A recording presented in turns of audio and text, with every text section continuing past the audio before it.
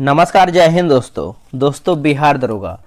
देखिए, बिहार दरोगा यानी बिहार एसआई का जो है क्वेश्चन बैंक निकाला गया है और ये आपका रोशन सर के द्वारा निकाला गया है 3rd एडिशन। आप यहाँ पे देख सकते हैं दोस्तों, जितना भी आपका बिहार एसआई का एग्जाम हुआ, जैसे आपका प्री और मेंस मिला के पूरा आपको यहाँ पर पेपर मिल जाएगा। इसमें आपका 25 प्रैक्टिस सेट दिया गया है। इसमें देखिए लिखा गया है कि साफ साफ कि वर्तमान सभी दरोगा परीक्षाओं के औसतन 60% प्रश्न जो है इसी पुस्तक से आने की संभावना है। और इसमें देखिए एक अध्ययन सामग्री करके भी आपका एक अलग से नोट्स दिया गया है। तो चलिए हम वीडियो को शुरू करते हैं। सबसे पहले हम कंटेंट को देख लेते हैं। कंटेंट की ओर आएंगे तो जो आज का हमारा वीडियो होने वाला है ये आपका सेट नंबर 7 होने वाला है। बिहार पुलिस मद्य निषेध उत्पाद दरोगा 64 पोस्ट जो कि मुख्य परीक्षा का आपका पेपर होने वाला है। ये आपका 23/6/2024 को जो आपका पेपर हुआ था इसी को हम आज हल करेंगे। तो चलिए वीडियो को शुरू करते हैं। तो ये रहा आपका पेपर, आप यहाँ पे देख सकते हैं 23/6/2024। ये आपका 64 पोस्ट का ये आपका मुख्य परीक्षा का पेपर है। चलिए पहला क्वेश्चन क्या है देखेंगे। देखिए पहला प्रश्न है कि 140 भाषाओं में गायन का विश्व रिकॉर्ड बनाने का गौरव किस भारतीय को प्राप्त हुआ है। आंसर हो जाएगा option number B, Sucheta Satish जो है सही उत्तर होगा। उन्होंने यह उपलब्धि जो है दुबई में आयोजित यानी कंसर्ट ऑफ क्लाइमेट नामक कार्यक्रम में हासिल किया था। निम्नलिखित में से पूर्व दिशा की ओर प्रवाहित होने वाली नदी कौन सी है। तो ये आपको हो जाएगा वैतरणी हो जाएगा, ऑप्शन नंबर ए होगा। वैतरणी ओडिशा की क्योंझर पहाड़ियों से निकलकर पूरब तथा दक्षिण पूरब की ओर बहते हुए बंगाल की खाड़ी में गिरती है। प्रायद्वीपीय भारत की अधिकांश नदियां पूरब की ओर प्रवाहित होती है क्योंकि इनका मुख्य जल जो है विभाजन पश्चिमी घाट है। अगला है कि प्रायद्वीपीय नदियों में नर्मदा व तापी ही सामान्य बहाव के दिशा के विपरीत पूर्व से पश्चिम की ओर भ्रंश घाटियों से होकर प्रवाहित होती है। नर्मदा नदी जो है आपका 1312 किलोमीटर मध्य प्रदेश में अमरकंटक पहाड़ी से निकलने के पश्चात यह उत्तर में विंध्यन पर्वत तथा दक्षिण में सतपुरा पर्वत के मध्य भ्रंश घाटी से होकर बहते हुए अरब सागर में खंभात की खाड़ी में गिरती है। नर्मदा नदी पर ही सरदार सरोवर परियोजना है। यह जबलपुर के पास भेड़ा घाट की संगमरमर शैली को काटकर धुआंधार जलप्रपात का निर्माण करता है। आगे हमारा है कि ओरसंग नर्मदा के दाएं तट की प्रमुख सहायक नदी है एवं तवा, बंजर, सिर आदि अन्य सहायक नदियां हैं। तापी नदी की बात करते हैं तो 724 किलोमीटर यह मध्य प्रदेश के बैतूल जिले में सतपुड़ा की पहाड़ियों से निकलती है। भ्रंश घाटी से बहते हुए सूरत के आगे खंभात की खाड़ी में गिरती है। गिरना तापी की बाएं तट की तथा अरुणावती इसके दाएं तट से मिलने वाली प्रमुख सहायक नदियां हैं। भारतपुझा है ना, भारतपुझा केरल की सबसे बड़ी नदी है। इसे जो है पोन्नानी के नाम से भी जाना जाता है। यह अन्नामलाई की पहाड़ियों से निकलकर पश्चिम दिशा में प्रवाहित होते हुए पोन्नानी नामक स्थान के पास अरब सागर में गिरती है। अगला प्रश्न है किस अनुच्छेद में भारत सरकार के कार्यों का वर्णन है। तो ये आपका हो जाएगा अनुच्छेद 77 हो जाएगा, ऑप्शन नंबर बी। अनुच्छेद 77 के तहत भारत सरकार द्वारा कार्यवाहियों का संचालन निम्न तरीके से किया गया है। जैसे भारत सरकार की समस्त कार्यपालिका कार्यवाही जो है राष्ट्रपति के नाम से किया जाएगा। और आगे देखेंगे अगला है कि राष्ट्रपति के नाम से पारित आदेशों तथा अन्य दस्तावेजों को इस प्रकार अधिकार है ना अधिप्रमाणित किया जाएगा जैसे कि राष्ट्रपति द्वारा बनाए जाने वाले नियमों में निर्दिष्ट हो। इससे अतिरिक्त इस प्रकार के प्रमाणित किए गए किसी आदेश अथवा प्रपत्र की वैधता पर इस आधार पर कोई प्रश्न नहीं किया जाएगा कि उक्त आदेश अथवा प्रपत्र राष्ट्रपति द्वारा जो है निर्मित अथवा निष्पादित हैं। राष्ट्रपति भारत सरकार की कार्यवाहियों और सुगम बनाने के लिए साथ ही मंत्रियों के बीच कार्यों का आवंटन करने के संबंध में नियम बनाएंगे। राष्ट्रपति भारत सरकार का कार्य अधिक सुविधापूर्वक है ना सुविधापूर्वक किए जाने के लिए और मंत्रियों में उक्त कार्य के आवंटन के लिए जो है नियम बनाएगा। अगला प्रश्न है कि मानव ठक्कर किस खेल से संबंधित है। तो ये आपको हो जाएगा table tennis, option number D.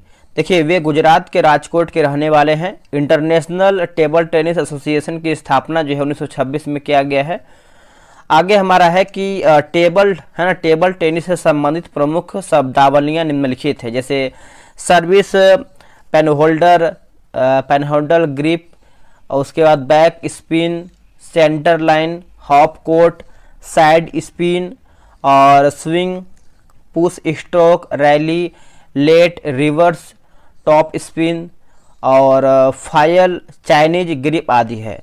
Table tennis से संबंधित कप एवं ट्रॉफियाँ जैसे बर्ना वेलेक कप हो जाएगा पुरुष, जयलक्ष्मी कप महिला, और स्वेथलिंग कप, उसके बाद राजकुमारी चैलेंज कप और रामानुज ट्रॉफी, ये सब आप जो है आपका हो जाएगा टेबल टेनिस से संबंधित। अगला प्रश्न है कि विश्व का पहला मोनालिस्टिक टाइगर सफारी किस राज्य में शुरू हुआ है? तो ये आपका उड़ीसा में शुरू हुआ है। ऑप्शन नंबर जो है आपका सी सही आंसर होगा, उड़ीसा।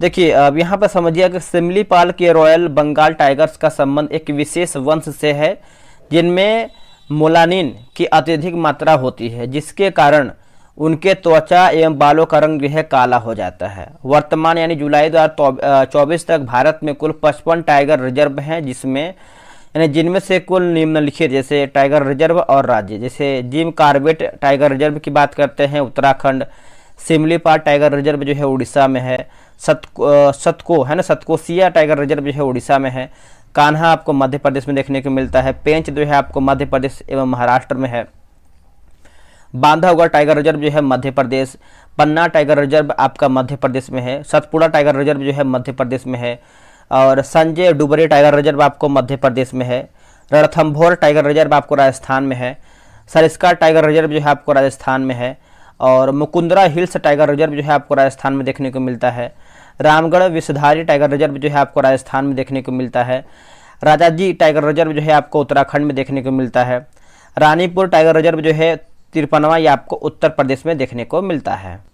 नेक्स्ट है कि आकाश में सबसे निचले स्तर का बादल कौन सा है? तो देखिए ये आपको हो जाएगा स्तरीय मेघ हो जाएगा, ऑप्शन नंबर जो है बी सही आंसर होगा। अब इसको समझ लेते हैं अच्छे तरीके से। देखिए ये धरातल के निकट कुहरे के समान बादल, इनमें कई परतें पाई जाती हैं। इनका निर्माण प्रायः दो विपरीत स्वभाव वाले वायु राशियों के मिलने से होता है। ये मेघ पृथ्वी के सतह से बहुत कम ऊंचाई पर विस्तृत होते हैं। सामान्यतः ये आकाश में पूरी तरह जो है छाए रहते हैं, और विश्व मौसम विज्ञान संगठन सहित कई प्रमुख संस्थाओं ने औसत ऊंचाई के आधार पर बादलों को 3 मुख्य वर्गों में बांटा है। जैसे यहाँ पर देखिए लिखा गया है पक्षाभ मेघ, जैसे सबसे अधिक ऊंचाई पर सफेद रेशम की भांति कोमल व बिखरे मेघ होते हैं। ये हिमकणों के बने होते हैं, इसलिए इनमें वर्षा नहीं होती है। ये मेघ चक्रवात के सूचक होते हैं। पक्षाभ स्तरीय मेघ, देखिए इस मेघ के कारण जो है सूर्य एवं चंद्रमा के चारों ओर प्रभा मंडल का निर्माण होता है। ये मेघ दूधिया चादर की भांति जो है फैले होते हैं। अगला है पक्षाभ कपासी मेघ, यह सफेद रंग के छोटे छोटे गोलों की भांति दिखाई पड़ते हैं। इन बादलों को मैक्रेल स्काई भी कहते हैं, मैक्रेल स्काई। अगला है कि पी के थुंगन समिति किससे संबंधित है? तो ये आपको हो जाएगा स्थानीय स्वशासन से हो जाएगा, ऑप्शन नंबर जो है ए सही आंसर होगा। 1988 में संसद की सलाहकार समिति की एक उप समिति पी के थुंगन की अध्यक्षता में राजनीतिक और प्रशासनिक ढांचे की जांच करने के उद्देश्य से गठित किया गया है। इस समिति ने पंचायती राज व्यवस्था को मजबूत बनाने के लिए सुझाव दिया था। इस समिति ने निम्न सुझाव भी दिए थे, जैसे अनुशंसाएं दिया था, जैसे पंचायती राज संस्थाओं को संवैधानिक मान्यता प्राप्त होनी चाहिए, गांव, प्रखंड तथा जिला स्तरों पर त्रिस्तरीय पंचायती राज जो है होनी चाहिए। और तीसरा देखेंगे तो पंचायती राज संस्थाओं का 5 वर्ष का निश्चित कार्यकाल होनी चाहिए। पंचायती राज पर केंद्रित विषयों की एक विस्तृत सूची तैयार करनी चाहिए तथा उसे संविधान में समाहित करना चाहिए। जिला परिषद का मुख्य कार्यकारी पदाधिकारी जिले का कलेक्टर होगा। पंचायती राज के तीनों स्तरों पर जनसंख्या के हिसाब से आरक्षण होनी चाहिए। महिलाओं के लिए भी आरक्षण होनी चाहिए। एक संस्था के सुपर सत्र की अधिकतम अवधि 6 माह होनी चाहिए। कुछ और आगे देखेंगे, जैसे भारतीय संविधान में केंद्र राज्य संबंधों से जुड़े प्रावधान इसे भाग 11 में दिए गए हैं। इस भाग में 2 अध्याय हैं। जैसे पहले अध्याय में केंद्र एवं राज्यों की विधायी शक्ति जैसे अनुच्छेद 245 से लेकर के 255 तक बताए गए हैं। दूसरे अध्याय में देखेंगे तो प्रशासनिक या कार्यकारी संबंधों जैसे अनुच्छेद 256 से लेकर के 63 का उल्लेख किया गया है। ब्रिटिश सरकार द्वारा भारत में शिक्षा का विकास, देखिए शिक्षा पद्धति वुड्स डिस्पेस हंटर आयोग द्वारा आदि द्वारा जो है समय समय भारत में शिक्षा के तत्कालिक आवश्यकताओं को ध्यान में रखते हुए विभिन्न आयोगों का गठन किया गया तथा विभिन्न शिक्षा नीति जो है लागू हुआ। चुनाव सुधार 1990 में वीपी सिंह के नेतृत्व वाली राष्ट्रीय मोर्चा की सरकार ने तत्कालीन कानून मंत्री दिनेश गोस्वामी की अध्यक्षता में चुनाव सुधार समिति का गठन किया गया। यह समिति ने अपनी रिपोर्ट 1990 में पेश किया था। अगला है केंद्रीय औद्योगिक सुरक्षा बल की पहली महिला महानिदेशक जो है कौन बनी है, तो ये बनी है दोस्तों नीना सिंह बनी है, ऑप्शन नंबर डी। सुमन कुमारी पाकिस्तान में सिविल जज के रूप में नियुक्त होने वाली हिंदू महिला बनी है, पहली हिंदू महिला। और बात करेंगे कि गीता राणा लद्दाख में सेना की पहली महिला जो है अफसर बनी है। शिवांगी की बात करते हैं, शिवांगी सिंह भारत की पहली महिला फाइटर पायलट बनी है। शिवांगी जोशी नौसेना की पहली महिला जो है पायलट बनी है। अगला है कि ऋतु बाहरी उत्तराखंड हाईकोर्ट की पहली महिला जो है मुख्य न्यायाधीश बनी है। अक्षता कृष्णमूर्ति मंगल ग्रह पर रोवर संचालित करने वाली पहली महिला यानी पहली जो है भारतीय नागरिक बनी है। आगे हमारा क्वेश्चन है वायुमंडल में ऑक्सीजन का पुनर्चक्रण किस विधि के द्वारा होता है, तो ये आपको हो जाएगा प्रकाश संश्लेषण, ऑप्शन नंबर बी। देखिए ऑक्सीजन का निर्माण स्थलीय परिस्थितिकीय तंत्र के स्वपोषी हरे पौधे तथा सागरीय परितंत्र के पाद प्लवनक है ना, पाद प्लवक द्वारा जो है प्रकाश संश्लेषण के द्वारा दोस्तों ये आपका किया जाता है या फिर किया होता है। अगला प्रश्न है कि स्थानीय स्वशासन के प्रतिनिधि को चुनाव लड़ने की न्यूनतम उम्र कितनी है। देखिए न्यूनतम की बात करते हैं तो 21 वर्ष होता है, ऑप्शन नंबर सी सही होगा। भारत में पंचायती राज शब्द का अभिप्राय ग्रामीण स्थानीय स्वशासन पद्धति से है। गांव और जिला स्तर के शासन को स्थानीय शासन कहते हैं तथा इसका आशय ऐसे शासन से है जिसमें राजनीतिक शक्ति का विस्तार आम आदमी के हाथों तक हो, जिससे वे अपनी स्थानीय समस्याओं का निराकरण स्वयं कर सके, वो प्रशासन में निराकरण भूमिका जो है अदा कर सके। अगला हमारा है देखिए सूची 1 को जो है सूची 2 में मिलान करके बताना है, ठीक है। तो चलिए इसको मिलाते हैं। ऑप्शन नंबर देखिए बी होगा। माई प्रेसिडेंशियल ईयर्स की बात करते हैं तो ये आपको जाएगा R Venkataraman. My country my life की बात करते हैं तो ये आपको हो जाएगा लाल कृष्ण आडवाणी। द इनसाइडर जो है दोस्तों ये आपको हो जाएगा पी.वी. नरसिम्हा राव। और dynamics of an open society दोस्तों ये आपको हो जाएगा तीसरा में हो जाएगा अटल बिहारी वाजपेयी। तो ऑप्शन नंबर जो है बी सही आंसर हो जाएगा, याद रखिएगा। कुछ और दिया गया है, जैसे बात करेंगे हम कि a board of love social harmony जो है आपके नरेंद्र मोदी। और हेड्स एंड टेल्स जो है Menaka Gandhi. Straight from the heart जो है कपिल देव। मदर टेरेसा की बात करते हैं तो नवीन चावला। और डॉलर बहू जो है आपके Sudha Murthy. Modi shaping a global order in flux जो है विदेश मंत्री S Shankar Prasad. Ambedkar a life की बात करते हैं शशि थरूर।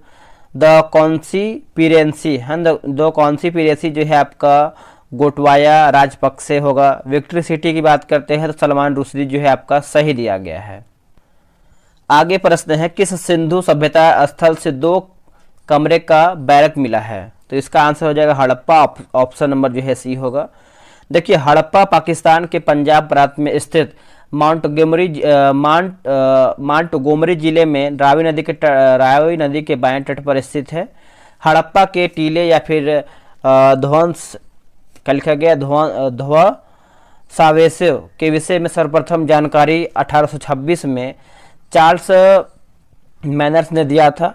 1921 में दयानंद साहनी ने इसका सर्वेक्षण जो है किया और 1923 में इसका नियमित उत्खनन जो है प्रारंभ किया या फिर आरंभ किया।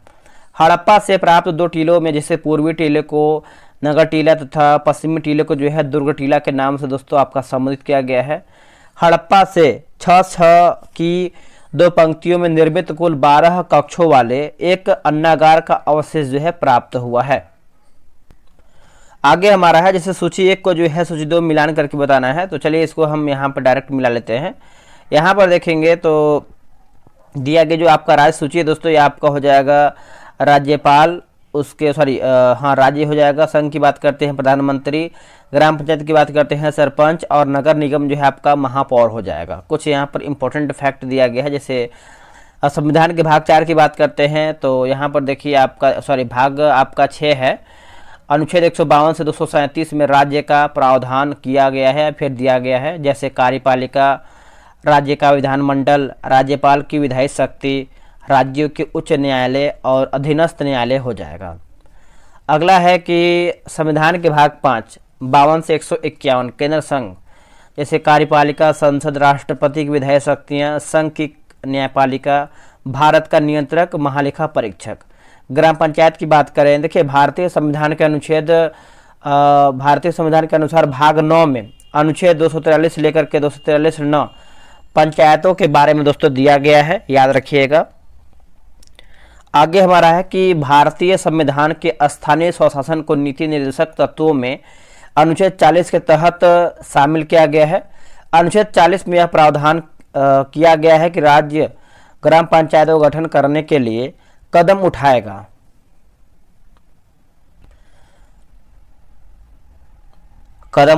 और यहाँ पर देखिए तो उनको ऐसी है ना, उनको जो है ऐसी शक्ति और प्राधिकार प्रदान करेगा जो उन्हें स्वायत्त शासन की इकाइयों के रूप में कार्य करने योग्य बनाने के लिए जो है आवश्यक है। अगला प्रश्न है कि भारत सरकार का प्रथम विधि अधिकारी कौन होता है? तो प्रथम विधि अधिकारी कौन होता है दोस्तों? इसका ऑप्शन नंबर आपका सी हो जाएगा, यानी महान्यायवादी होता है। देखिए संविधान के अनुच्छेद 76 में भारत के महान्यायवादी के पद की व्यवस्था किया गया है। महान्यायवादी की नियुक्ति राष्ट्रपति करता है तथा वे उसके प्रसाद प्रयत्न पद जो है धारण करता है। महान्यायवादी को भारत के राज्य क्षेत्र के सभी न्यायालयों में सुनवाई का अधिकार है। महान्यायवादी को सहायता देने के लिए एक सॉलिसिटर जनरल तथा 2 अतिरिक्त सॉलिसिटर जनरल भी नियुक्त किए जाते हैं। महान्यायवादी बनने के लिए वही अर्हताएं होनी चाहिए जो उच्चतम न्यायालय के न्यायाधीश बनने के लिए होती हैं। अगला हमारा प्रश्न है कि पोर्ट लुइस किस देश की राजधानी है? तो ये आपका है मॉरिशस का ऑप्शन नंबर बी। देखिए मॉरिशस अफ्रीकी महाद्वीप के अंतर्गत अफ्रीका के मुख्य भूमि दक्षिण पूर्वी दिशा में हिंद महासागर में स्थित एक द्वीपीय राष्ट्र है। यहाँ की अधिकांश आबादी जो है मॉरिशस क्रियोल भाषा बोलती है। मॉरिशस का संसद का नाम की बात करते हैं नेशनल असेंबली और मुद्रा जो है आपका मॉरिशियाई रुपया है।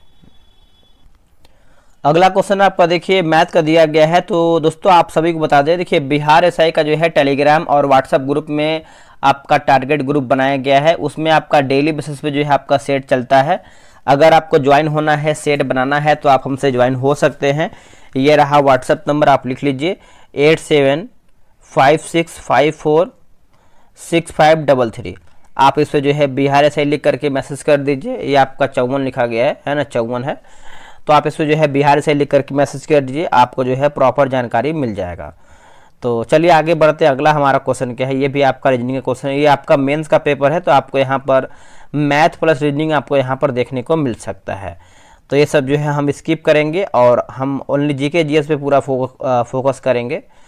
बोला कि कौन सा ग्रंथ जो है तमिल व्याकरण है? तमिल व्याकरण है तो ये आपको हो जाएगा तोल्काप्पियम हो जाएगा, ऑप्शन नंबर डी।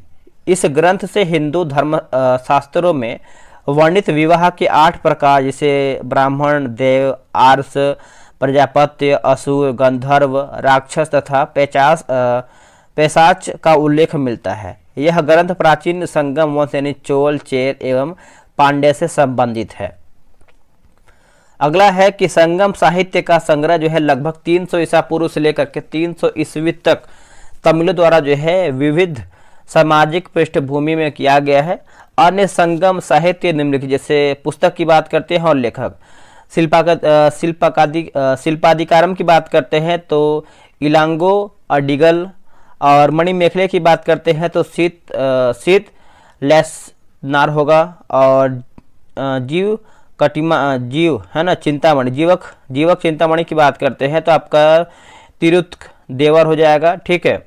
और जो आपका तिरुकुरल जो है दोस्तों ये आपका तिरुवल्लुवार हो जाएगा, और इरामा और तारम जो है आपका, ये आपका कंपन हो जाएगा। अगला प्रश्न है कि वाकाटक राजवंश के बाद किस राजवंश ने दक्षिण भारत में शासन किया था? तो ये आपको हो जाएगा चालुक्य हो जाएगा, ऑप्शन नंबर डी। देखिए वाकाटक राजवंश 3री शताब्दी ईसा पूर्व से 6ठी शताब्दी ईसा पूर्व तक दक्षिणापथ में शासन करने वाले समस्त राजवंशों में वाकाटक वंश सर्वाधिक सम्मानित तथा सुसंस्कृत था। बादामी के चालुक्य ईसा के 6ठी शताब्दी के मध्य से लेकर 8वीं शताब्दी के मध्य तक दक्षिणा पक्ष पर जो है चालुक्य वंश की जो है शाखा का आधिपत्य रहा था।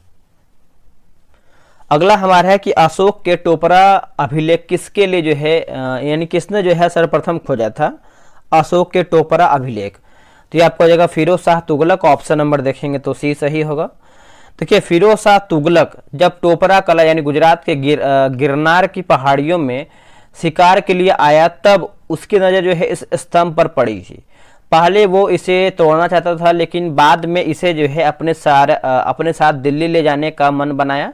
इस बात का वर्णन जो है इतिहासकार श्यामे सिराज ने तारकी फिरोजशाही में किया था। अशोक के शिलालेख की खोज जो है 1750 ईस्वी में पोर्ट्रेटरी पैंथेलर ने किया था। अशोक के अभिलेख पढ़ने में सबसे पहली सफलता जो है 1837 ईस्वी में जेम्स प्रिंसेप को हुआ था, जेम्स प्रिंसेप को। और देखिए अशोक के सभी अभिलेखों का विषय जो है प्रशासनिक था, जबकि रुमिंदेई अभिलेख का विषय जो है आर्थिक था। Captain Hawkins English east India company का एक राजनीतिक था और यह मुगल शासक जहांगीर के समय में 1608 ईस्वी में जो है मुगल दरबार में आया था। आगे हमारा क्वेश्चन है कि सर्वप्रथम कृषि का साक्ष्य किस स्थल से प्राप्त हुआ है? तो ये आपका हुआ है मेहरगढ़ से, ऑप्शन नंबर बी राइट होगा। आगे देख लेते हैं, जैसे यहाँ से 7000 ईसा पूर्व के गेहूं के साक्ष्य मिले हैं, जबकि प्राचीनतम चावल के साक्ष्य जो है साक्ष्य वाला स्थल जो है आपका कोल्डिहमा यानी इलाहाबाद जिला उत्तर प्रदेश में। नवीनतम खोजों के आधार पर भारतीय उपमहाद्वीप में प्राचीनतम कृषि साक्ष्य वाला स्थल उत्तर प्रदेश के संत कबीर नगर जिले में स्थित लहुरा देव, यहाँ से 9000 ईसा पूर्व से 7000 ईसा पूर्व के बीच के चावल के जो है साक्ष्य प्राप्त हुए हैं। कृषि का आविष्कार जो है आपका पाषाण काल में हुआ है। मुख्य नवपाषाण कालीन की बात करते हैं, जैसे बेलन घाटी उत्तर प्रदेश, रेनीगुंटा जो है आंध्र प्रदेश, सोहन घाटी जो है मध्य प्रदेश, सिंहभूम जो है आपका झारखंड। नवपाषाण कालीन स्थल बुरजुहोम एवं गफर कराल जम्मू कश्मीर से अनेक गर्तावास मृदभांड आदि प्राप्त हुए हैं। बुरजुहोम से विशिष्ट आयताकार कुल्हाड़ी एवं कुत्ते का अपने मालिक के साथ दफनाए जाने का जो है साक्ष्य प्राप्त हुआ है। अगला है कि रेहला पुस्तक जो है किसके द्वारा आपका लिखा गया? तो रेहला की बात करते हैं तो ये आपका इब्न बतूता हो जाएगा, option number C. Ibn Battuta जो है आपका मोरक्को यानी अफ्रीका का रहने वाला था, जो लगभग 1333 ईस्वी में मोहम्मद बिन तुगलक के शासनकाल में भारत आया था। सुल्तान ने उसे जो है दिल्ली का काजी नियुक्त किया था एवं 1342 ईस्वी में सुल्तान ने उसे जो है अपना राजदूत बनाकर चीन भेजा था। मोहम्मद बिन तुगलक के बारे में विस्तृत जानकारी जो है किताब उल रेहला में वर्णित है। रेहला में तत्कालीन डाक व्यवस्था का विस्तृत जो है आपका विवरण उपलब्ध है।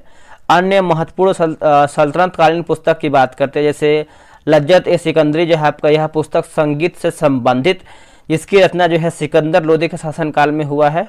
तबकात ए नसरी की बात करते हैं तो यह मिनहाज उस सिराज की रचना है और इस पुस्तक में मोहम्मद गौरी से लेकर नसरुद्दीन महमूद तक के इतिहास का वर्णन है। यह पुस्तक जो है मुख्य रूप से इलवरी वंश यानी गुलाम वंश के अंतिम शासक नसरुद्दीन महमूद से संबंधित है। आगे हमारा है निम्नलिखित स्वतंत्रता संघर्ष के घटनाओं पर जो है विचार कीजिए। देख लेते हैं क्या है इसका क्रम। देखिए इसका क्रम की बात करते हैं तो वैसे आपका ऑप्शन नंबर सी होगा। देखिए अगस्त प्रस्ताव की बात करते हैं तो 8 अगस्त 1940 होगा। व्यक्तिगत सत्याग्रह की बात करते हैं 17 अक्टूबर 1940 होगा। क्रिप्स मिशन जो है आपका मार्च 1942 होगा। भारत छोड़ो आंदोलन जो है आपका हो जाएगा 8 अगस्त 1942। अब इसको थोड़ा डिस्कशन के अनुसार देखते हैं। जैसे अगस्त प्रस्ताव की बात करते हैं। लॉर्ड लिथगो ने द्वितीय विश्व युद्ध में कांग्रेस का सहयोग प्राप्त करने के लिए उनके समक्ष एक प्रस्ताव रखा, जिसे अगस्त प्रस्ताव का नाम दिया गया, जिसमें जो है कांग्रेस द्वारा अंतरिम सरकार गठन करने की मांग को खारिज कर दिया गया। कांग्रेस के द्वारा अगस्त प्रस्ताव को अस्वीकार कर दिया गया तथा पाकिस्तान की मांग स्पष्ट रूप से स्वीकार न किए जाने के कारण जो है मुस्लिम लीग ने भी इस प्रस्ताव को जो है अस्वीकार कर दिया। व्यक्तिगत सत्याग्रह। कांग्रेस ने अगस्त प्रस्ताव के विरोध में तथा द्वितीय विश्व युद्ध में अपने आप को यानी अलग सिद्ध करने के व्यक्तिगत सत्याग्रह आरंभ किया। यह विचारधारा गांधी जी की थी। व्यक्तिगत सत्याग्रह पवनार आश्रम यानी महाराष्ट्र से आरंभ किया गया था। 17 अक्टूबर 1940 को विनोबा भावे पहले जो है बाद में जवाहरलाल नेहरू दूसरे की बात करते हैं तो ब्रह्मदत्त तीसरे सत्याग्रही बने। इस आंदोलन को जो है दिल्ली चलो आंदोलन भी कहा जाता है। अब क्रिप्स मिशन की बात कर लेते हैं। ब्रिटेन के तत्कालीन प्रधानमंत्री विंस्टन चर्चिल द्वारा जो है 11 मार्च 1942 को क्रिप्स मिशन की घोषणा किया गया। 23 मार्च 1942 को क्रिप्स मिशन जो है एकल प्रतिनिधि पहुंच गया। क्रिप्स मिशन में भारत के लिए अधोलिखित प्रावधान, जैसे द्वितीय विश्व युद्ध के बाद यथाशीघ्र भारत को स्वशासन अर्थात डोमिनियन स्टेट का अधिकार दिया जाएगा।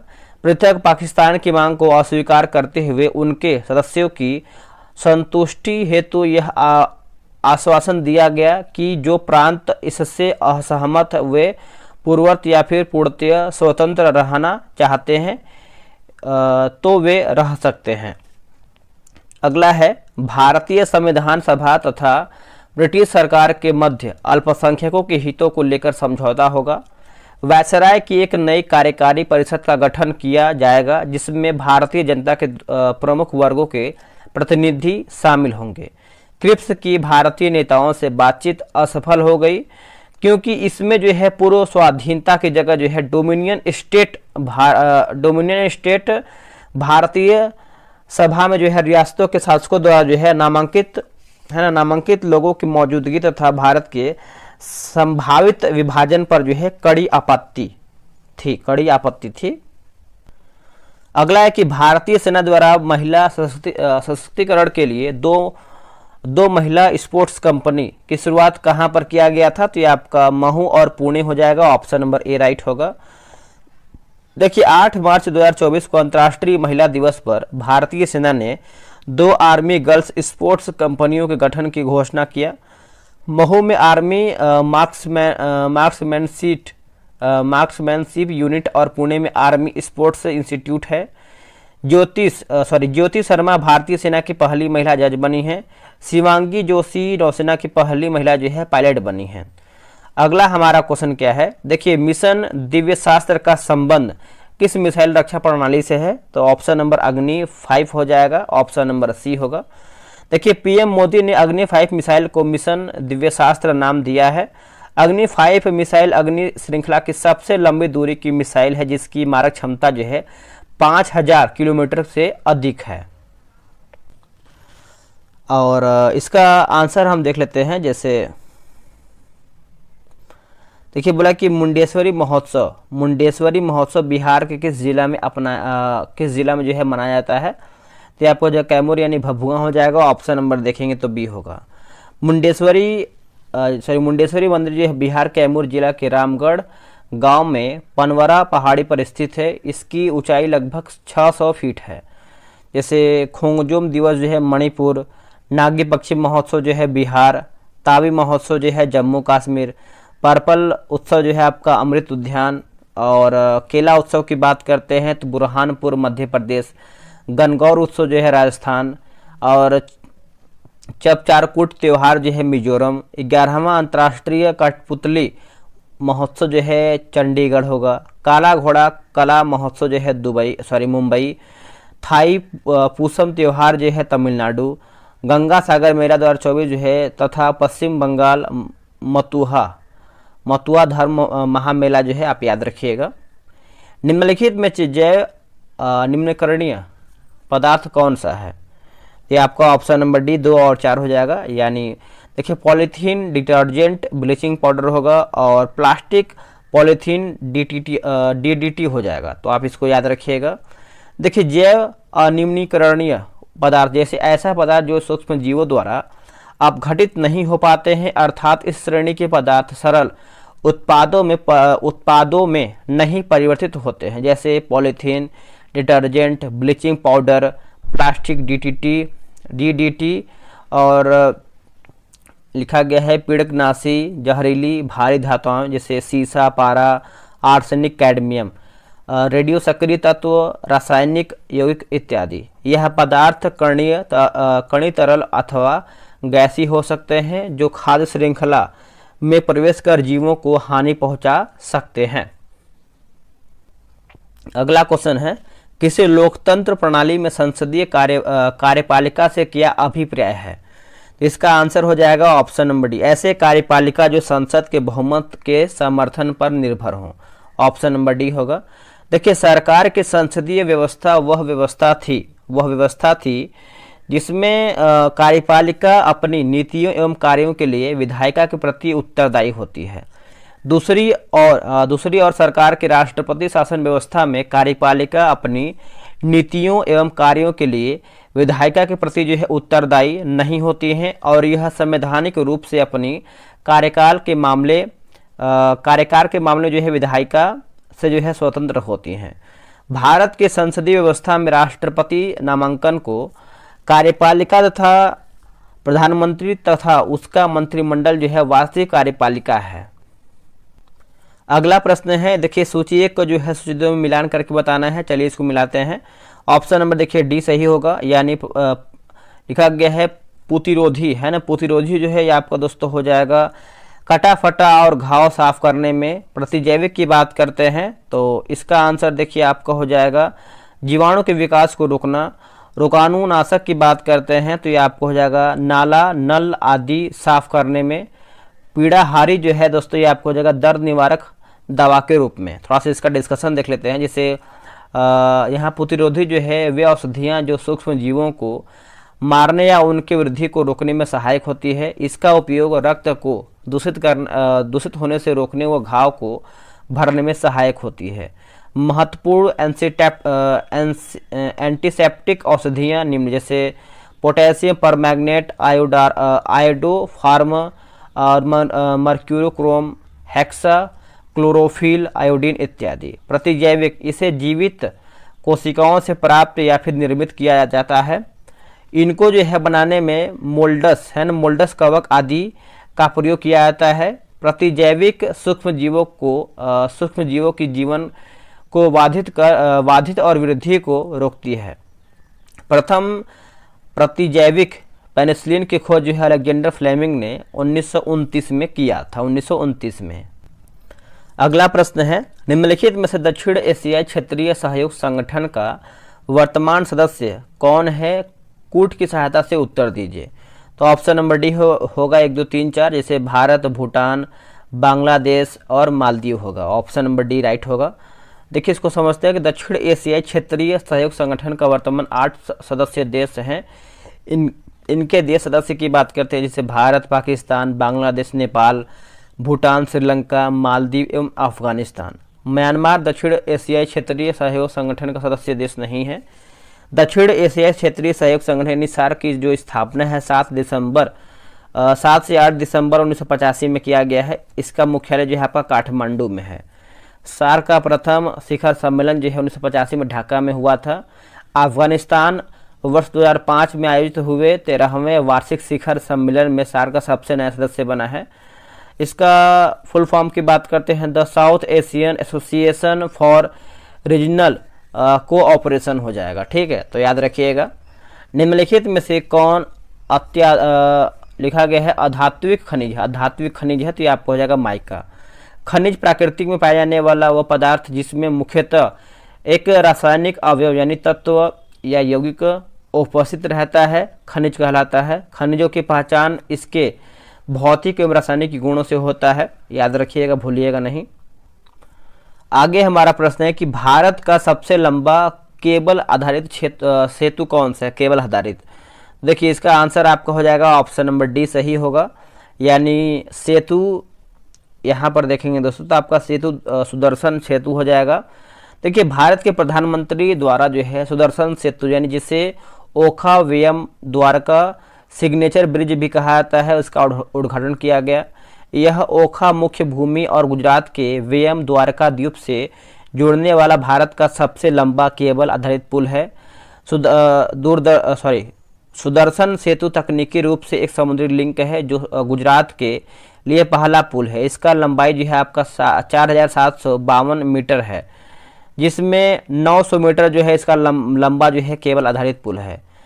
इसमें जो है फुटपाथ के ऊपर जो है हिस्से पर सौर पैनल भी लगाए गए हैं, जिससे जो है 1 मेगावाट बिजली जो है उत्पन्न होता है। अटल सेतु भारत का सबसे लंबा पुल है और साथ ही सबसे लंबा समुद्री पुल भी है। अटल सेतु पुल लगभग 21.8 किलोमीटर लंबा 6 लेन वाला पुल है। इसकी लंबाई समुद्र के ऊपर देखेंगे तो आपका 16.5 किलोमीटर और जमीन पर लगभग 5.5 किलोमीटर है। अटल सेतु नहावा सेवा सी लिंक के रूप में जाना जाता है। अटल सेतु मुंबई के सेवरी से शुरू होती है और रामगढ़ जिले के उरण तालुका में नहावा सेवा पर समाप्त होता है। ये आपका मैथ का क्वेश्चन है, तो आगे बढ़ते हैं। निम्नलिखित कथन को ध्यान पूर्वक अध्ययन कीजिए। इसमें आपका आंसर बताना है सही क्या है, तो ऑप्शन नंबर बी होगा। उत्तरी ध्रुव बिंदु जल में अवस्थित है। दक्षिणी ध्रुव बिंदु स्थल खंड पर अवस्थित और इसके चारों ओर जो है जल का फैलाव है, तो आंसर याद रखिएगा। देखिए 90 डिग्री उत्तरी अक्षांश उत्तरी ध्रुव को चिन्हित करता है। उत्तरी ध्रुव आर्कटिक महासागर के बीच स्थित, जिसका पानी लगभग हमेशा बर्फ से ढका रहता है। उत्तरी ध्रुव पर किसी भी देश का स्वामित्व नहीं है। यह अंतर्राष्ट्रीय जल क्षेत्र में स्थित है और अंतर्राष्ट्रीय समुद्र तल प्राधिकरण द्वारा जो है शासित होता है। अगला प्रश्न है कि रिंग ऑफ फायर से क्या अभिप्राय है, तो इसका आंसर हो जाएगा प्रशांत महासागर के चारों ओर ज्वालामुखी का एक श्रृंखला। ऑप्शन नंबर ए सही आंसर होगा। देखिए विश्व के अधिकांश भूकंप एवं ज्वालामुखी सक्रिय एवं सुषुप्त इसी क्षेत्र में आते हैं, जो प्रशांत महासागर के पूर्वी एवं पश्चिमी दोनों किनारों पर विस्तृत हैं। ज्वालामुखी तथा भूकंप की क्रिया एक दूसरे से अंतर संबंधित है। प्रत्येक ज्वालामुखी क्रिया के साथ सामान्यतः भूकंप की उत्पत्ति होती है तथा इस भूकंप की तीव्रता ज्वालामुखी क्रिया की तीव्रता पर निर्भर करती है, किंतु यह जो है आवश्यक नहीं है कि प्रत्येक भूकंपीय क्रिया के साथ जो है ज्वालामुखी क्रिया भी हो। यहाँ पर देखेंगे ज्वालामुखी के 3 प्रकार दिया गया है, इसको हम देख लेते हैं। जैसे देखिए यहाँ पर सक्रिय ज्वालामुखी जो है आपका यहाँ पर दिया गया है। लिपारी द्वीप समूह हो जाएगा, इटली होगा। स्ट्रोम्बोली जो है भूमध्य सागर। माउंट एटना जो है इटली। कोटोपैक्सी जो है इक्वाडोर। बैरन द्वीप की बात करते हैं अंडमान निकोबार। माउंट एरुबुस जो है अंटार्कटिका होगा। मनालौ जो है आपका हवाई द्वीप। और म्यान की बात करते हैं तो फिलीपींस। अब यहाँ पे देखिए प्रसुप्त यानी सुषुप्त ज्वालामुखी जो है फ्यूजियामा जापान। विसुवियस जो है इटली और नारकोंडम जो है अंडमान निकोबार। अब यहाँ पे देखिए शांत मृत ज्वालामुखी भी दिया गया है, जैसे किलिमंजारो जो है तंजानिया। पोपा जो है म्यांमार। देवबंद की बात करते हैं तो ईरान में है। एकांगुआ जो है अर्जेंटीना और चिम्बोराजो जो है दोस्तों ये आपको इक्वाडोर में देखने को मिलता है। अगला प्रश्न है कि सबसे पुराना परमाणु विद्युत गृह कौन सा है, तो ये आपको जाएगा तारापुर। ऑप्शन नंबर सी सही आंसर होगा। देखिए तारापुर है ना, तारापुर परमाणु विद्युत गृह का स्थापना महाराष्ट्र के पालघर जिला के तारापुर में 28 अक्टूबर 1969 में किया गया है। इस संयंत्र में 4 रिएक्टर हैं, जिसमें 2 बॉइलिंग वाटर रिएक्टर्स तथा 2 प्रोसराइज्ड हैवी वाटर रिएक्टर तकनीक पर आधारित है। तारापुर बिजली संयंत्र की प्रारंभिक क्षमता जो है 210 मेगावाट थी, जो अब बढ़कर के जो है 1100 मेगावाट हो चुकी है। तारापुर परमाणु संयंत्र अमेरिका के सहयोग से स्थापित हुआ था। तत्कालीन प्रधानमंत्री लाल बहादुर शास्त्री जी की उपस्थिति में मई 1964 में दोनों देशों ने जो है अनुबंध पर हस्ताक्षर किए थे। अगला कि सिंधु घाटी सभ्यता से संबंधित निम्नलिखित कथनों पर विचार कीजिए। तो देखिए पहला है कि जल निकासी की व्यवस्था थी, लेकिन वह जो है अनियोजित थी। और देखिए दूसरा दिया गया कि सड़क बनाने की ग्रिड पद्धति जो है अपनाई जो है नहीं जाती थी। सभ्यता में नगरीय जीवन प्रारंभ हुआ था। नगर दो भागों में विभाजित थे, पहली गढ़ ऊंचाई पर, दूसरी निचले शहर पर। तो इसका आंसर देखिए सी होगा। 3 और 4 जो है इसका सही आंसर हो जाएगा, 3 और 4। देखिए सिंधु घाटी सभ्यता की सबसे अनूठी विशिष्टताओं में से एक नियोजित जल निकास प्रणाली थी। सड़कों के किनारे की नालियां ऊपर से ढकी होती थी। घरों का गंदा पानी इन्हीं नालियों से होता हुआ नगर की मुख्य नाली में गिरता था। अतः वन आपका असत्य है। सिंधु घाटी सभ्यता में सड़कों तथा गलियों को लगभग एक ग्रिड पद्धति में बनाया गया था जो एक दूसरे को समकोण पर काटती थी। अतः 2 भी आपका असत्य है। सिंधु घाटी सभ्यता में नगरीय जीवन प्रारंभ हुआ था। वस्तुतः इस सभ्यता की पहचान शहर योजना व्यवस्था में किया जाता था। सिंधु घाटी सभ्यता के आवासीय व्यवस्थाओं की विशेषता यह है कि एक खास संरचनात्मक प्रणाली का पालन करते हुए बनाए गए, जिसमें सड़क एक दूसरे को समकोण पर काटती थी। अतः कथन 3 आपका सही है। सिंधु घाटी सभ्यता में नगर 2 भागों में विभाजित थे। ये पहली गढ़ ऊंचाई पर बनाया गया, दूसरा जो है नीचे बनाया गया था। अगला प्रश्न है सूची 1 को जो है सूची 2 में मिलान करके बताना है। इसका आंसर देख लेते हैं क्या है इसका आंसर देखेंगे तो बी होगा। जैसे सेरिबेलम की बात करते हैं तो यह आपका हो जाएगा चलने खड़े होने के लिए संतुलन और अन्य कार्य नियंत्रण होगा। और हाइपोथैलेमस की बात करते हैं तो ये आपको हो जाएगा शरीर का तापमान, भावनाओं, भूख, नींद का नियंत्रण। सेरेब्रम की बात करते हैं तो बुद्धि, चेतना, स्पर्श, दृष्टि एवं स्मृति का नियंत्रण। मेड्यूला ऑब्लांगेटा की बात करते हैं तो उल्टी का नियमन केंद्र हो जाएगा। आगे देखेंगे सेरिबेलम, देखिए चलने खड़े होने के लिए सब तो मैंने आपको बता ही दिया है। यहाँ से पढ़ते हैं। जैसे तंत्रिका की बात करते हैं तो इसके अंतर्गत सारे शरीर में महीन धागे के समान जो है तंत्रिकाएं फैली रहती हैं। ये वातावरणीय परिवर्तनों की सूचनाएं जो है संवेदी अंगों से प्राप्त करके विद्युत आवेगों के रूप में इनका द्रुत गति से जो है प्रसारण करती है। शरीर के विभिन्न भागों के बीच कार्यात्मक समन्वय जो है स्थापित करती है। मानव शरीर में तंत्रिक कोशिकाओं द्वारा विद्युत संकेतों का अंतरण सोडियम और पोटेशियम द्वारा जो है परिचालित होती है। ईईजी का प्रयोग जो है मस्तिष्क के कार्य का पता लगाने के लिए दोस्तों किया जाता है। तंत्रिका ऊतक की इकाई को न्यूरॉन या फिर तंत्रिका कोशिका भी कहते हैं।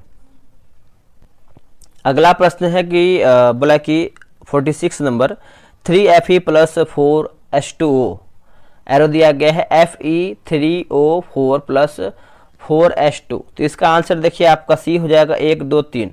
मतलब Fe का ऑक्सीकरण हो रहा है, H2O का अपचयन हो रहा है और तीसरा जो है H2O ऑक्सीकारक एजेंट की तरह जो है व्यवहार कर रहा है। तो इसका आंसर आप देख लीजिएगा, ऑप्शन नंबर जो है मैंने सी सही बताया है। अगला प्रश्न है पुरातत्वविदों द्वारा नया किलेबंद हड़प्पा स्थल की खोज कहाँ पर किया गया था? तो ये किया गया था मोरोधारो। देखिए मोरोधारो यह हड़प्पा युग की एक किलेबंदी यानी किलेबंद बस्ती है। मोरोधारो की विशेषता जैसे यह बस्ती हड़प्पा कालीन 2600 से लेकर के 1900 ईसा पूर्व से लेकर के 1900 और 1900 से 1300 ईसा पूर्व तक जो है परिपक्व है। किलेबंदी की माप पूर्व से पश्चिम तक 102 मीटर और उत्तर से दक्षिण तक 58 मीटर है। इसके दक्षिण पश्चिम की ओर 10 × 10 मीटर का मंच और उत्तर पूर्व की ओर जो है कुआं है।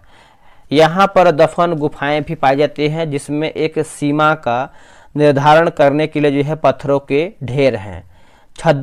छिद्रित जार के टुकड़े, आरक्षित स्लीपवेयर और टेराकोटा के केक के साथ हड़प्पा मिट्टी के बर्तनों का पता लगाया जाता है।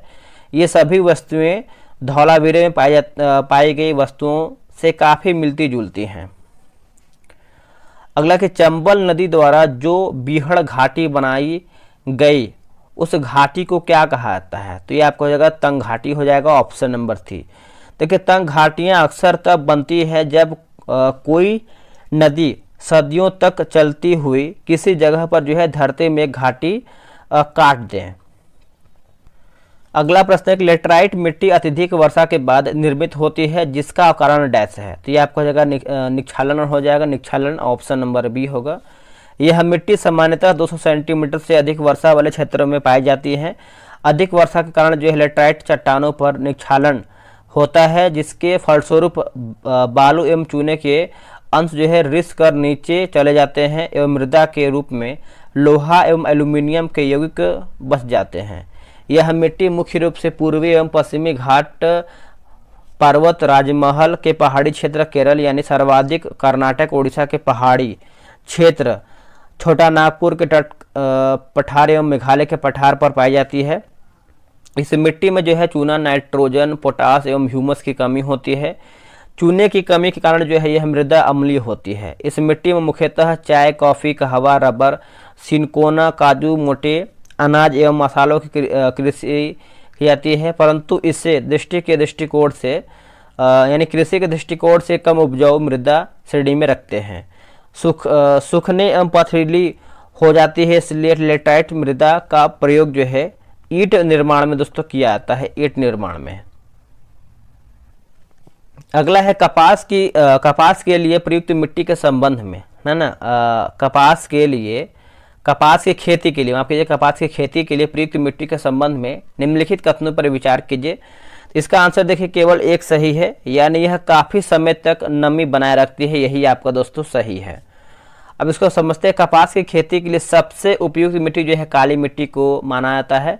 इस मिट्टी में जल धारण करने की बृहत्तम क्षमता होती है, जिससे इसमें काफ़ी समय तक जो है नमी बनी रहती है। काली मिट्टी, देखिए इस मिट्टी को रेगुर मिट्टी या फिर उष्णकटिबंधीय चेरनोजम ट्रॉपिकल ब्लैक अर्थ व केरल, उत्तर प्रदेश में मिट्टी के नाम से दोस्तों जाना जाता है। कपास की खेती के लिए सबसे उपयुक्त मिट्टी होने के लिए काली मिट्टी को काली कपासी मिट्टी के नाम से दोस्तों जाना जाता है। काली मिट्टी का सर्वाधिक विकास महाराष्ट्र के दक्कन ट्रैप के उत्तरी पश्चिमी क्षेत्र में हुआ है। भारत में काली मिट्टी का निर्माण ज्वालामुखी विस्फोट से निकले लावा के ठंडा होने के उपरांत बेसाल्ट चट्टान के अपक्षय व अपर्दन से हुआ, इसलिए इसे जो है लावा मिट्टी भी कहा जाता है। अब देखिए क्वेश्चन नंबर 51 की बात करते हैं। तो ये आपका रीजनिंग का प्रश्न दिया गया है, तो आप जो है ग्रुप ज्वाइन करके बनाएंगे इसको। आते हैं क्वेश्चन नंबर 52 पे। निम्नलिखित में से बागवानी फसल के अंतर्गत कौन कौन से फसल जो है सम्मिलित हैं? तो ऑप्शन नंबर सी चाय, कॉफ़ी और दाल हो जाए, चाय, कॉफ़ी और रबर होगा, दाल नहीं होगा। तो 1, 2, 4 जो है आपका सही आंसर होगा। देखिए बागवानी फसल के अंतर्गत चाय, कॉफ़ी, रबर आदि आते हैं, जबकि दाल जो है खाद्यान्न फसल है। बागवानी खेती बागान या कृषि फार्मों पर आधारित फार्मों पर जो है किया जाता है, जिसमें जो है विशिष्ट प्रकार की फसल जैसे रबड़, नारियल, केला, काजू, चाय, कॉफ़ी आदि का उत्पादन किया जाता है। देश में मृदा, जलवायु और कृषि पद्धति में अंतर होने के कारण जो है भिन्न भिन्न क्षेत्रों में भिन्न भिन्न फसलों का उत्पादन होता है। ऋतुओं के आधार पर भारतीय कृषि को 3 वर्गों में बांटा गया है। जैसे खरीफ फसल की बात करते हैं, इन फसलों को जून जुलाई में बोया जाता है एवं सितंबर अक्टूबर में काट ली जाती है। यह वर्षा काल की फसल है। जैसे खरीफ की फसलों की बुआई के समय अधिक तापमान और अधिक आर्द्रता की आवश्यकता होती है। जैसे प्रमुख फसल जैसे धान, सोयाबीन, अरहर, तिल, मूंग, उड़द, लोबिया, ज्वार, बाजरा, उसके बाद रागी, मूंगफली, कपास, तंबाकू होता है। रबी की बात करते हैं तो रबी की फसलों को अक्टूबर नवंबर में बोई जाती है और अप्रैल मई तक जो है काट ली जाती है। यह शीतकाल की फसल होती है। इन फसलों को उगाते समय जो है अपेक्षाकृत कम तापमान तथा पकने के लिए अधिक तापमान एवं दीर्घ प्रकाश काल की आवश्यकता होती है। फसल की बात करते हैं तो गेहूँ, जौ, मटर, चना, सरसों, आलू, मसूर और अलसी, राई ये सब देखने को मिलता है। अगर जायद की बात करते हैं तो देखिए जायद की फसलों को सामान्यतः रबी एवं खरीफ फसल यानी खरीफ के मध्यवर्ती काल में उगाया जाता है। इन्हें मार्च अप्रैल में बोया जाता है एवं जून तक जो है काट लिया जाता है। यह मुख्यतः जो है ग्रीष्मकाल की फसल है। प्रमुख फसल जैसे खीरा, ककड़ी, तरबूज, खरबूज, करेला और ये सब जो है आपको देखने को मिलता है। कुछ अन्य उपयोगी परीक्षा की बात करते हैं, जैसे भारत को कुल 15 एग्रो क्लाइमेटिक जोन में बांटा गया है, जबकि देश में एग्रो इकोलॉजिकल क्षेत्र की जो संख्या है दोस्तों आपका 20 है। कितना है? 20। अगला हमारा है जलोढ़ मिट्टी से संबंधित निम्नलिखित कथनों पर विचार कीजिए, सही हमारा क्या है। देखिए 1, 2 सही, यानी भारत के कुल भूभाग का लगभग 40% जो है हिस्से पर जलोढ़ मिट्टी का विस्तार है। जलोढ़ मिट्टी का निर्माण जो है नदियों द्वारा जो है बहाकर लाए गए निक्षेपों के द्वारा जो है होता है। अब इसमें देखिए भारत के कुल भूभाग का जो है लगभग 40% हिस्से पर जलोढ़ मिट्टी का विस्तार है। जलोढ़ मिट्टी का निर्माण जो है नदियों द्वारा जो है बहा कर लाए गए निक्षेपों से या फिर निक्षेपों के द्वारा होता है जलोढ़ मिट्टी। इसमें रेत, गाद, मृत्तिका के भिन्न भिन्न अनुपात होते हैं। यह पंजाब से असम तक विस्तृत मैदानी भाग के साथ साथ नर्मदा, तापी, महानदी, गोदावरी, कृष्णा और कावेरी नदियों की घाटियों एवं केरल के तटवर्ती भागों में विस्तृत है। भूगर्भित संरचना और संगठन के आधार पर जलोढ़ मृदा को बांगर व खादर वर्गीकृत दोस्तों किया गया है। अगला क्वेश्चन है क्वेश्चन नंबर 54, ये आपका रीजनिंग का प्रश्न है, ये आपका जो है क्लॉक से संबंधित है। आगे देखेंगे निम्नलिखित में से मानव शरीर में वायु के अभिगमन का कौन सा क्रम सही है। ऑप्शन नंबर बी, नाक की नली, ग्रसनली, स्वर यंत्र, ट्रेकिया, श्वास नलिकाएं, फेफड़ा। तो ऑप्शन नंबर देखेंगे तो बी जो है सही आंसर होगा। श्वास मार्ग की बात करते हैं, श्वसन मार्ग। तो देखिए श्वसन मार्ग में गैसों का आवागमन होता है। इसमें नासिका मार्ग, ग्रसनली, कंठ, श्वास नली व श्वसनीय आदि सम्मिलित हैं। नासिका एवं नासिका मार्ग। नासिका में एक जोड़ी नासा द्वार उपस्थित होते हैं। ये छिद्र नासा गुहाओं में खुलते हैं। प्रत्येक नासा गुहा का अग्रभाग नासा कोण तथा पस लंबा भाग नासा मार्ग कहलाता है। ये दोनों नासा गुहाओं के बीच एक जो है उदग पाया जाता है, जिसे नासा पट या फिर मेसेथमाइट कहते हैं। ये गुहाएं तालु द्वारा मुख गुहा से अलग रहती हैं। यह जो है गुहाएं श्लेष्मल झिल्लियों द्वारा आस्तिक होती हैं, जो पक्षमा, विकायम, उपकला एवं श्लेष्मस कोशिका युक्त होती हैं। अगला हमारा प्रश्न है क्वेश्चन नंबर 56। देखिए बोला कि क्षुध तृष्णा के लिए आमाशय में जो रस स्रावित होता है उसकी प्रवृत्ति कैसी होती है। तो ये आपका अम्लीय होती है। ऑप्शन नंबर ए सही आंसर होगा। देखिए भोजन का आमाशय में प्रवेश करने पर जठर ग्रंथियां उत्तेजित होकर जठर का श्रावण करती हैं। जठर रस में HCl एवं एंजाइम होते हैं। हाइड्रोक्लोरिक अम्ल जो है के निम्न कार्य से भोजन में उपस्थित हानिकारक जीवाणुओं को नष्ट करता है। टाइलिन की क्रिया को बंद करता है। मुख गुहाएं से आए भोजन के माध्यम को अम्लीय बनाना एवं जठर निर्गम कपाट को नियंत्रित करना। कठोर ऊतकों को गलाना। निष्क्रिय एंजाइम और पेप्सिनोजन को सक्रिय पेप्सिन में बदलना तथा निष्क्रिय प्रोरेनिन को जो है सक्रिय रेनिन बदलना। CAMFE को अवशोषण में जो है सहायक यानी सहायता करना। अगला है कि धन निष्कासन का सिद्धांत किसके द्वारा जो है दोस्तों दिया गया है। तो यह आपका हो जाएगा ऑप्शन नंबर ए, दादा भाई नौरोजी। तो कि धन के बहिर्गमन से तात्पर्य उन समस्त भुगतानों से है जिसके तहत भारत की संपत्ति और संसाधनों का एक भाग ब्रिटेन भेजा जा रहा है और जिसके प्रतिफल में भारत को कोई आर्थिक या भौतिक लाभ प्राप्त नहीं होता है। भारतीय धन के बहिर्गमन की ओर लोगों का ध्यान आकर्षित करने के लिए इस दिशा में सर्वप्रथम प्रयास दादा भाई नौरोजी ने अपनी पुस्तक the poverty and on British rule in India में किया है। इन्होंने 2 मई 1867 ईस्वी को लंदन में आयोजित ईस्ट इंडिया एसोसिएशन की बैठक में अपने लेख इंग्लैंड डेट टू इंडिया में जो है प्रस्तुत किया है। अगला प्रश्न है कि बाघ की प्रजाति के संरक्षण के लिए क्या कदम उठाए जाने चाहिए। तो ऑप्शन नंबर डी होगा 1, 2, 3, 4।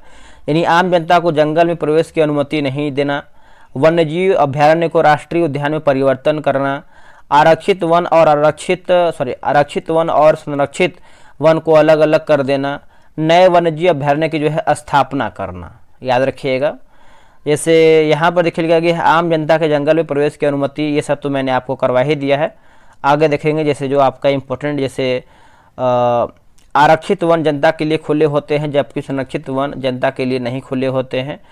वन्य यानी नए वन्यजीव आरक्षण अभ्यारण्य की जो है स्थापना करना, जैसे नए वन्यजीव अभ्यारण्य की स्थापना लुप्तप्राय की रक्षा के लिए की जाती है। इसमें बाघ की प्रजाति को जो है संरक्षण प्राप्त होता है। प्रोजेक्ट टाइगर, देखिए भारत में बाघों की जो संख्या है लगभग लगातार गिरावट के कारण जो है 1973 में भारत सरकार ने बाघों को संरक्षित करने के लिए प्रोजेक्ट टाइगर कार्यक्रम शुरू किया है। भारत में बाघ संकटग्रस्त प्रजातियों में से एक के इसलिए प्रोजेक्ट टाइगर के अंतर्गत टाइगर रिजर्व की स्थापना किया गया। वर्तमान समय में भारत में जो है 55 टाइगर रिजर्व यानी 55वां राजस्थान में धौलपुर करौली टाइगर रिजर्व जो देश के 20 राज्यों में जो है फैला हुआ है, 20 राज्यों में फैला हुआ है। अगला प्रश्न है पर्वत चोटी केटू की ऊंचाई जो है कितना मीटर है? तो ये आपको हो जाएगा 8611 मीटर हो जाएगा। ऑप्शन नंबर सी सही होगा। देखिए केटू या फिर गॉडविन ऑस्टिन 8611 मीटर काराकोरम श्रेणी की सर्वोच्च चोटी है, जो भारत की सबसे ऊंची चोटी, विश्व का दूसरी सबसे ऊंची चोटी है। काराकोरम को उच्च एशिया का रीढ़ कहा जाता है, जो भारतीय भूभाग यानी पीओक्यू में स्थित है। काराकोरम लद्दाख जास्कर ट्रांस हिमालय के अंतर्गत आने वाली पर्वतीय है, ठीक है, तो याद रखिएगा। यहाँ पर देखिए माउंट एवरेस्ट की बात करते हैं तो 8848.86, कंचनजंगा जो है 8598, मकालू जो है 8481, धौलावीरा जो है 8172, नंगा पर्वत जो है आपका 8126, अन्नपूर्णा जो है 8078 और नंदा देवी की बात करते हैं तो 7817 आपका हो जाएगा। अब आते हैं क्वेश्चन नंबर 60 पे। तो ये आपका मैथ का प्रश्न दिया गया है, तो आप इसको आराम से ग्रुप में ज्वाइन होकर बनाइएगा। और क्वेश्चन नंबर 61 भी वैसे ही है, ठीक है। आते हैं अगले प्रश्न पे। अगला हमारा क्वेश्चन क्या है देख लेते हैं। अगला क्वेश्चन है कि सेंट्रल हिंदू कॉलेज 1898 में बनारस में किसके द्वारा जो है स्थापित किया गया था? तो ये आपका हो जाएगा Annie Besant, option number A सही होगा। देखिए मदन मोहन मालवीय द्वारा 1916 में इस कॉलेज को बनारस हिंदू विश्वविद्यालय के रूप में विकसित किया गया है। इंग्लैंड से विज्ञान स्नातक डॉक्टर आर्थर रिचर्डसन केंद्रीय हिंदू विद्यालय के पहले प्रधानाचार्य थे। बनारस हिंदू विश्वविद्यालय का शिलान्यास यार्क हॉर्डिंग टू ने किया था। इसी विश्वविद्यालय को सर्वप्रथम केंद्रीय विश्वविद्यालय का दर्जा दोस्तों दिया गया है। विषम का चयन करना है तो ऑप्शन नंबर बी मसाला हो जाएगा। अगला हमारा है कि पहली बार देसी प्रेस अधिनियम किस वर्ष जो है पारित किया गया था? तो ये आपको हो जाएगा 1878 हो जाएगा, ऑप्शन नंबर बी। देखिए लॉर्ड लिटन के समय 1878 में वर्नाक्युलर प्रेस एक्ट देसी भाषा समाचार पत्र अधिनियम आया था, जिसका उद्देश्य देसी भाषाओं में प्रकाशित होने वाले समाचार पत्रों पर जो है अत्यधिक सरकारी नियंत्रण स्थापित करना था। इसे मुंह बंद करने वाला जो है अधिनियम भी कहा गया है। इसके प्रभाव स्वरूप की बात करते हैं तो ईश्वर चंद्र विद्यासागर को सोम प्रकाश बंद हो गया और अमृत बाजार पत्रिका ने रातों रात अपनी भाषा बंगाली से अंग्रेजी में जो है बदलकर इसे बचा लिया। लॉर्ड रिपन के समय 1882 में इस अधिनियम को जो है रद्द कर दिया गया था। देखिए 65 नंबर जो है आपका मैथ रीजनिंग का दिया गया है और 66 नंबर भी वही है। अगला हमारा है क्वेश्चन नंबर 67। विलयन में H+ आयन की सांद्रता बढ़ने पर विलयन की pH पर क्या प्रभाव पड़ेगा? तो इसका आंसर देख लेते हैं। इसका आंसर आपका ऑप्शन नंबर ए हो जाएगा दोस्तों। सांद्रता बढ़ने पर जो है विलयन की pH मान दोस्तों कम हो जाएगा। किसी विलयन में उपस्थित हाइड्रोजन आयन की सांद्रता ज्ञात करने के लिए pH स्केल पर उपयोग किया जाता है। pH मूल्य एक संख्या होती है जो पदार्थों की अम्लीयता व क्षारीयता को दर्शाते हैं।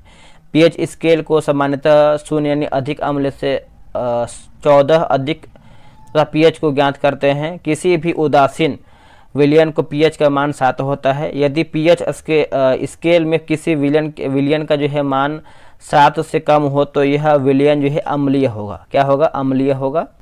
अगला हमारा है हिंदी को राजभाषा बनाने के लिए जो संविधान सभा में लंबा वाद विवाद हुआ, इसके बाद हिंदी को राजभाषा स्वीकार किया गया। इससे संबंधित निम्नलिखित कथनों में से सत्य कौन सा है? देख लेते हैं क्या हमारा इसमें सही है। दोस्तों इसमें देखिए आपका ऑप्शन नंबर ए सही हो जाएगा, 1 सही है। इसको पढ़ लेते हैं अच्छे तरीके से। देखिए मुंशी अयंगार फार्मूला ने हिंदी भाषा को राजभाषा और लिपि देवनागरी की सिफारिश किया। प्रथम राजभाषा आयोग का गठन जो है 1955 में बीजी खेर है ना, तो बीजी खेर की अध्यक्षता में किया गया था। इसने 1956 में अपनी रिपोर्ट पेश किया था। मुंशी अंग्यार फार्मूले में निम्न सिफारिश किया गया था, जैसे देखेंगे हम। संघ की राजभाषा हिंदी की लिपि देवनागरी होगी।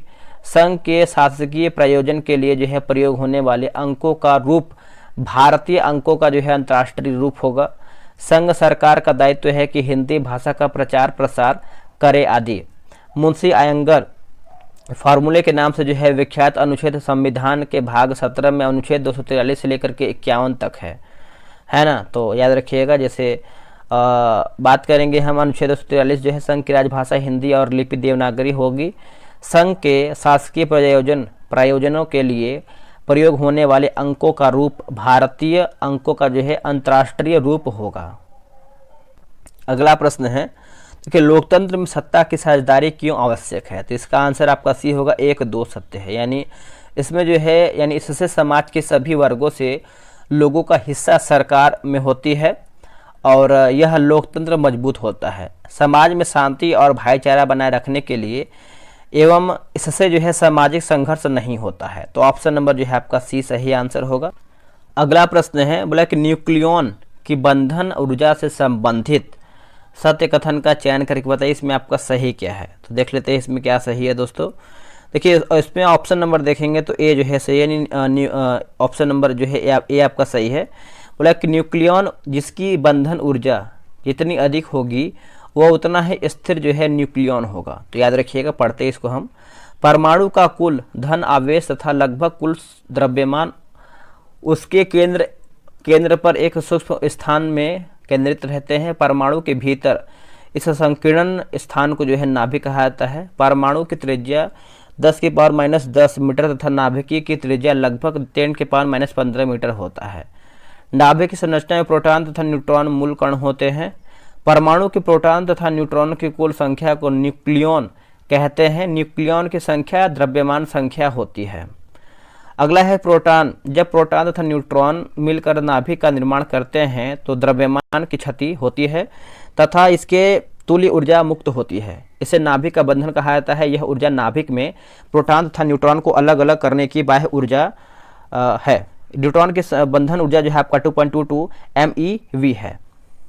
अगला प्रश्न जो है आपका रीजनिंग का दिया गया है, तो आप इसको आराम से बनाइएगा। आते हैं क्वेश्चन नंबर 72 पे। मतलब रोलेट एक्ट कब जो है पारित किया गया था? तो ये आपको जगह 1919, ऑप्शन नंबर बी सही होगा। देखिए भारत में क्रांतिकारी गतिविधियों के दमन के लिए रोलेट एक्ट जो है लाया गया था। उल्लेखनीय है कि 1917 में सर सिडनी रोलेट की अध्यक्षता में सेडिसन कमेटी गठित किया गया था। इस कमेटी की सिफारिश पर भारत में क्रांतिकारी और राष्ट्रवादी भावनाओं को कुचलने के उद्देश्य से the anarchical and revolutionary crimes and act of 1919 में जो है रोलेट एक्ट पारित किया गया था। इस अधिनियम में यह प्रावधान था कि मजिस्ट्रेट केवल संदेश के आधार पर ही किसी व्यक्ति को अनिश्चित काल के लिए जो है जेल में डाल सकता है। अगला प्रश्न है काला को लाल। ये आपको देखिए रीजनिंग का क्वेश्चन दिया गया है, तो आप इसको समझिएगा, बनाइएगा, ठीक है। हमारे समाज में पुरुष और महिला के लिंग विभाजन को जो किया गया उसके क्या ख्याल आता है? उससे जो है क्या ख्याल आता है? तो ऑप्शन नंबर सी। समाज में पुरुष और महिला के कार्य उनकी भूमिका के आधार पर दोस्तों बांटा गया है। ऑप्शन नंबर सी सही होगा। अगला हमारा है, ये भी देखिए आपका रीजनिंग का क्वेश्चन दिया गया है, तो आप इसको आराम से बनाइएगा। आते हैं क्वेश्चन नंबर 76 पे। देखिए 76 दोस्तों आपका बोला है कि भारतीय मानसून को प्रभावित करने वाला कारक कौन सा है? कारक जो है कौन कौन से हैं? तो ये आपको हो जाएगा ऑप्शन नंबर डी 1, 2, 3, 4, यानी अवस्थिति, भूतापीय और जलीय तापन की दर में अंतर, हवाओं का मौसमी दबाव, अंतरा उष्णकटिबंधीय अभिसरण क्षेत्र, है ना। तो याद रखिएगा, भूलिएगा नहीं इसको। आते हैं क्वेश्चन नंबर 77 पे। तो ये आपका देखिए मैथ का क्वेश्चन दिया गया है, तो आप इसको आराम से बनाइएगा। अब देखिए अगला प्रश्न है कि भारत को स्वतंत्रता 15 अगस्त 1947 को मिला। 15 अगस्त को, है ना, कारण की बात करते हैं, 15 अगस्त को स्वतंत्रता दिवस मनाया जाता है। तो इसका आंसर देखिए सी, यानी कथन सही है, कारक भी सही है और कथन कारण का सही स्पष्टीकरण नहीं है। पढ़ते इसको हम। तो कि भारत को स्वतंत्रता जो है 15 अगस्त 1947 को मिला, इसलिए 15 अगस्त को जो है स्वतंत्रता दिवस मनाया जाता है। 20 फरवरी 1948 को ब्रिटिश प्रधानमंत्री एग्रीमेंट इटली ने घोषणा किया कि 30 जून 1947 को भारत में ब्रिटिश शासन जो है समाप्त हो जाएगा। 3 जून 1947 को वायसराय लॉर्ड माउंटबेटन ने विभाजन की योजना पेश की, जिसे माउंटबेटन योजना कहा गया। इस योजना को जो है कांग्रेस एवं मुस्लिम लीग ने स्वीकार कर लिया था। अगला हमारा है कि भारत जो है भारतीय स्वतंत्रता विधेयक का अधिनियम को ब्रिटिश संसद में 4 जुलाई 1947 को पेश किया गया और 18 जुलाई 1947 को इसे जो है राजशाही की संस्तुति मिली। यह अधिनियम जो है 15 अगस्त 1947 को जो है दोस्तों आपका लागू हुआ है। अगला हमारा प्रश्न है, बोला किसी वसीय खाद्य पदार्थ को खुला छोड़ देने पर ऑक्सीजन के कारण जो गंध एवं गंध और रंध्र परिवर्तित होती है, इस प्रक्रिया को क्या कहते हैं? इसको जो है हम रोन्सिटिटी, ऑप्शन नंबर जो है बी सही होगा। देखिए विकृति गंधता की बात करते हैं तो वसायुक्त अथवा तेलीय खाद्य सामग्री जब लंबे समय तक रखा जाता है तो अपचयी है ना, उपचयी होने पर तेल और वसा विकृत गंधी हो जाते हैं तथा इनके स्वाद तथा गंध बदल जाते हैं। तेलीय तथा वसायुक्त खाद्य सामग्रियों में अपचयन रोकने वाले पदार्थ जो है प्रतिऑक्सीकारक मिल जाते हैं। चिप्स बनाने वाले चिप्स की थैली में से ऑक्सीजन हटाकर इसमें जो है नाइट्रोजन जैसे कम सक्रिय गैस से युक्त कर देते हैं ताकि चिप्स का अपचयन जो है न हो सके। अगला हमारा क्वेश्चन है क्वेश्चन नंबर 80। इसका आंसर देख लेते हैं क्या है इसका क्वेश्चन।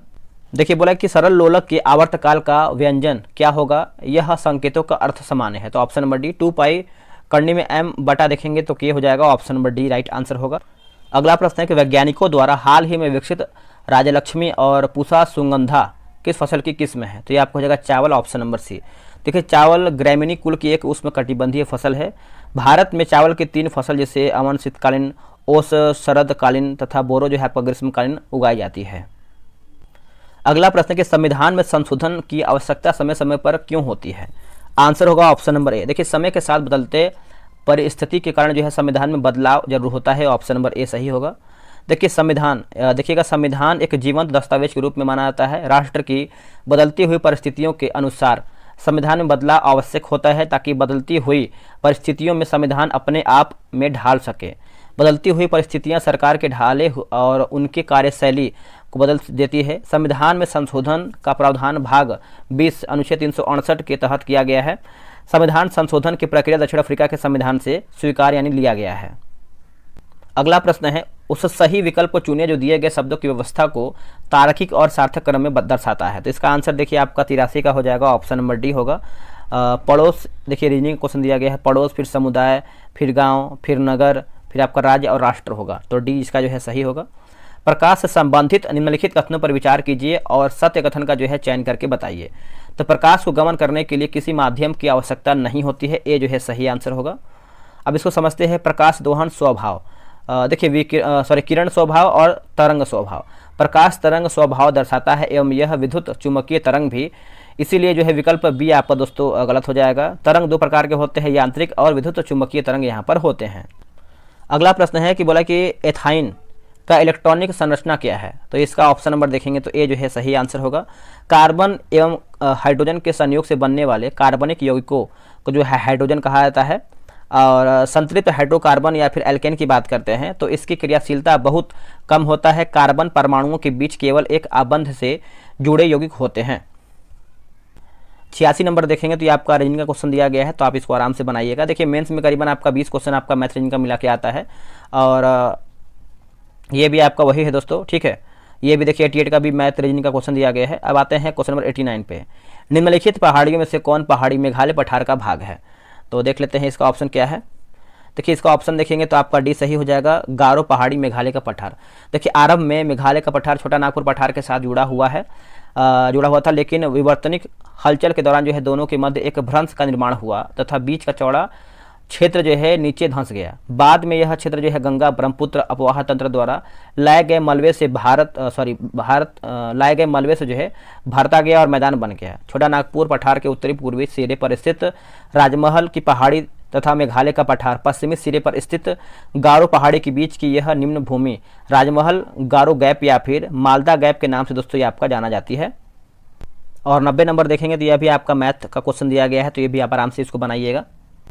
आते हैं 91 पे। निम्नलिखित कथनों पर सत्य कथन का चयन करें, तो ऑप्शन नंबर डी भारत में सभी धर्मों को समान संरक्षण प्राप्त है, डी सही होगा। देखिए भारत में सभी धर्मों साथ समान व्यवहार किया जाता है, अर्थात किसी भी धर्म के साथ भेदभाव नहीं किया जाता है। भारतीय संविधान अनुच्छेद 25 से 28 में धार्मिक स्वतंत्रता का उल्लेख है। 25 में प्रत्येक व्यक्ति को अपने धार्मिक विश्वास और सिद्धांतों का प्रसार करने का अधिकार है। अनुच्छेद 27 के अनुसार नागरिकों को किसी विशिष्ट धर्म या धार्मिक संस्था की स्थापना या पोशाक बदलने में जो है कर टैक्स देने की जो है बाध्य नहीं होगा। अगला प्रश्न है निम्नलिखित कथनों पर असत्य कथन का चयन करके बताइए। तो देखिए गलत आपकी बात करते हैं, केवल 2 होगा, यानी फ्लेमिंग के दाएं हाथ के नियम के माध्यम अंगुली से चुंबकीय क्षेत्र की दिशा जो है ज्ञात किया जाए, जो कि गलत है। सही पढ़ लेते हैं। देखिए फ्लेमिंग के दाएं हाथ के नियम से प्रेरित धारा की दिशा ज्ञात किया जाता है। प्रत्यावर्ती धारा को समान समय अंतराल के बाद अपनी दिशा परिवर्तित कर देगी देती है, जबकि दिष्ट धारा में समय के साथ यह दिशा परिवर्तित नहीं होती है। भारत में बिजली की आवृत्ति जो है हर 1/50 सेकंड जो है बदल जाती है। अगला हमारा है, देखिए सूची 1 को जो है सूची 2 मिलान करके बताना है। ऑप्शन नंबर डी सही होगा। जोजिला की बात करते हैं तो आपका जम्मू कश्मीर, नाथुला जो है आपका हो जाएगा सिक्किम, बोमडिला जो है ये हो जाएगा अरुणाचल प्रदेश, और सिपकिला जो है ये आपका हो जाएगा हिमाचल प्रदेश। कुछ दर्रा दिया गया, जैसे जोजिला जो है आपका जम्मू, नाथुला जो है आपका सिक्किम, बोमडिला जो है वही आपका सेम जो आपका ऑप्शन में दिया था। आगे प्रश्न है, बोला कि किसी दूरस्थ बिंदु स्रोत से अपनी श्वेत प्रकाश किरण स्रोत के बीच एक घूमती हुई चकती रख दी जाती है तो ऑप्शन नंबर बी होगा, चकती पर प्रकाश का विवर्तन होगा। ऑप्शन नंबर देखेंगे तो बी जो है सही आंसर होगा। अगला है कि पृथ्वी पर वनस्पतियों और वन्यजीव को निम्नलिखित में से किससे जो है खतरा नहीं है। थोड़ा सा इसका आंसर हम देख लेते हैं 5-6 क्वेश्चन का। ठीक है, तो इसका आंसर हो जाएगा वनारोपण व सामाजिक कृषि। ऑप्शन नंबर जो है दोस्तों इसका सही आंसर सी हो जाएगा। अगला प्रश्न है कि भारतीय स्वतंत्रता के संघर्ष से संबंधित निम्नलिखित कथनों पर विचार कीजिए और उन्हें घटित वर्षों के अनुसार व्यवस्थित कर उपयुक्त सही विकल्प का चयन करें। तो ऑप्शन नंबर डी हो जाएगा, यानी प्रथम विश्व युद्ध के समय भारतीय से आम जनता को जो है कठिनाइयों का सामना करना पड़ा। फिर उसके बाद देखिए गांधी जी द्वारा जो है देशव्यापी रोलेट एक्ट जो है सत्याग्रह चलाना पड़ा, जलियांवाला हत्याकांड, फिर ऑटोमन साम्राज्य को समाप्त करने के पश्चात शुरू हुआ खिलाफत आंदोलन। तो ऑप्शन नंबर जो है डी सही आंसर होगा। अगला क्वेश्चन है, निम्नलिखित कथनों पर विचार कीजिए, सत्य कौन सा है। देखिए इसमें देखेंगे तो लोकतंत्र में समानता से अभिप्राय सभी भारतीयों के लिए समान अधिकार व अवसर सुनिश्चित करना है। समानता समाज में विभाजन और भेदभाव को कम करती है और सभी व्यक्तियों को एक समान मानवीय दृष्टिकोण से देखती है। तो ऑप्शन नंबर देखेंगे तो सी जो है सही आंसर हो जाएगा। अगला प्रश्न है, देखिए सूची 1 को जो है सूची 2 में मिलान करके बताना है। ब्लीचिंग पाउडर की बात करते हैं तो रंग एवं दाग धब्बे से हटाने। बेकिंग सोडा की बात करते हैं तो एंटासिड होगा। वाशिंग सोडा जो है ये आपका हो जाएगा कांच के निर्माण में। सोडियम जो है आपका H2Cl2 के उत्पादन में। तो ऑप्शन नंबर देखिए आपका डी जो है सही आंसर हो जाएगा 98 का। दोस्तों 98 का देखिए आंसर थोड़ा गलत हुआ है, आंसर डी नहीं होगा, बी होगा। फिर से देखेंगे, ब्लीचिंग पाउडर जो है आपका रंग एवं दाग धब्बे हटाने। उसके बाद बेकिंग सोडा जो है एंटासिड होगा, और वाशिंग सोडा जो है दोस्तों ये आपको कांच के निर्माण में, और सोडियम क्लोराइड जो है H2Cl2 के उत्पादन में। तो ऑप्शन नंबर भी मैंने सही मिलाया था, बस ऑप्शन जो है गलत बता दिया था, तो बी जो है आपका सही होगा।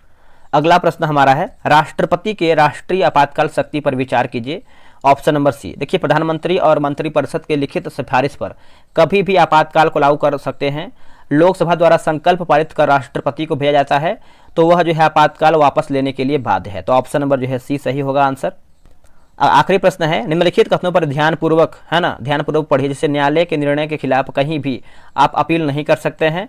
बिना किसी वारंट के तलाशी गिरफ्तारी ली जा सकती है, इससे आप जनता तीव्र प्रतिक्रिया व्यक्त की। तो उपयुक्त में से देखेंगे तो आपका Rowlatt Act 1919 option number B सही होगा। देखिए इस एक्ट के तहत एक विशेष न्यायालय की स्थापना किया गया है। इस न्यायालय के ऐसे साक्ष्यों को मान्य कर सकता है जो विधि के अंतर्गत मान्य नहीं थे। इसके निर्णय के विरुद्ध कहीं भी अपील नहीं की जा सकती है। न्यायालय द्वारा बनाए गए नियम के अनुसार प्रांतीय सरकारों को बिना वारंट के तलाशी गिरफ्तारी तथा बंदी प्रत्यक्षीकरण के अधिकार को रद्द करने आदि की असाधारण शक्तियां जो है दे गई हैं।